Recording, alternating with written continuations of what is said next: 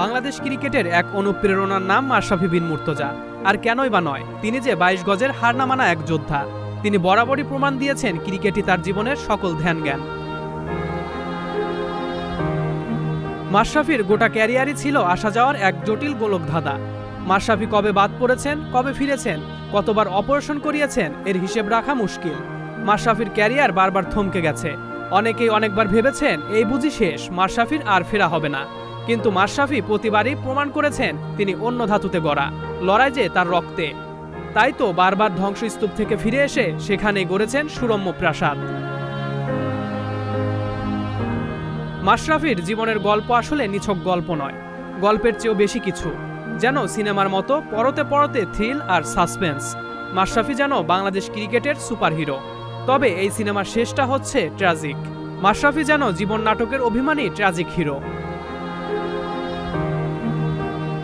মাশরাফি এখনও খেলা ছাড়েননি।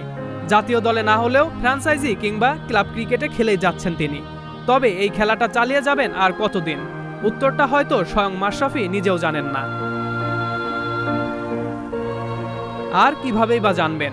৪০ বছর বয়সেও যে নিজের গ্ল্যামার ধরে রেখেছেন ম্যাশ। এমনকি বিপিএলে এখন পর্যন্ত কোনো অধিনায়ক তার মতো করে আকৃষ্ট করতে পারেননি। এমনকি একজন পেসার হিসেবেও যে কোনো তরুণের চেয়ে টেকনিক্যালি এখনও ভালো বল করেন, যার প্রমাণ গত বিপিএল ও ডিপিএলে দিয়ে গেছেন তিনি। তবে এখন প্রশ্ন হচ্ছে, মাশরাফির জাদু আর কতদিন? উত্তর হচ্ছে, ফিটনেস ভালো থাকলে আরও বছরখানেক অনায়াসে খেলা চালিয়ে যেতে পারবেন মাশরাফি।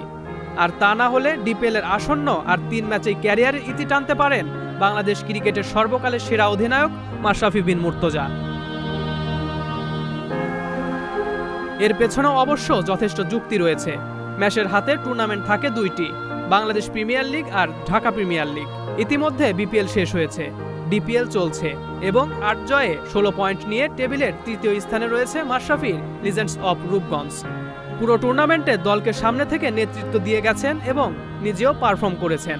১২ ম্যাচে শিকার করেছেন ১৬ উইকেট। একজন পেসারের কাছে আর কি বা চাওয়ার আছে? বয়সটা যখন ৪০-এর কাছে প্রায়। আন্তর্জাতিক ক্রিকেটে আর দেখা যাবে না মাশরাফিকে। তার অবসরের জন্য একটি বিশেষ ম্যাচ আয়োজনের পরিকল্পনার কথাও শোনা গিয়েছিল, কিন্তু তিনি রাজি হননি। মাশরাফি যে চলেন নিজের মর্জিতে, ভালো লাগলে খেলবে, তা না হলে ঘরোয়া ক্রিকেট খেলে সময় মতো বিদায় নেবেন। কিন্তু সেই সময়টা হয়তো এসেই পড়ল। ডিপিএল শেষে আর কোনো ঘরোয়া টুর্নামেন্ট নেই যেখানে ম্যাচ খেলবেন। অপেক্ষা করতে হবে আগামী বিপিএলের জন্য। ততদিন পর্যন্ত অপেক্ষা করা ছাড়া আর কোনো উপায়ও নেই। আর ততক্ষণে বয়সটা যে ৪০ পেরিয়ে যাবে। আর তখন মাশরাফির ফিটনেস থাকবে তো আগের মতো? পুরো ৪ ওভার পারবেন তো বল করতে? মাশরাফি যদি মনে করেন সবকিছু ঠিকঠাক আছে, তাহলে তাকে ফের দেখা যাবে বিপিএলে। আর তা না হলে ডিপিএলে বল হাতে মাঠে দৌড়ানোর এই দৃশ্যটাই হতে পারে শেষ দেখা।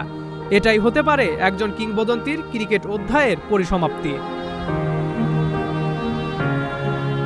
তবে ক্রিকেট প্রেমীরা আশায় বুক বাঁধবেন তিনি যেন ২২ গজে ফিরে আসেন আরও একবার। বল হাতে যেন আরও একবার রাঙিয়ে তোলেন cricket আঙ্গন। Sajal Khan, Mahajan IT.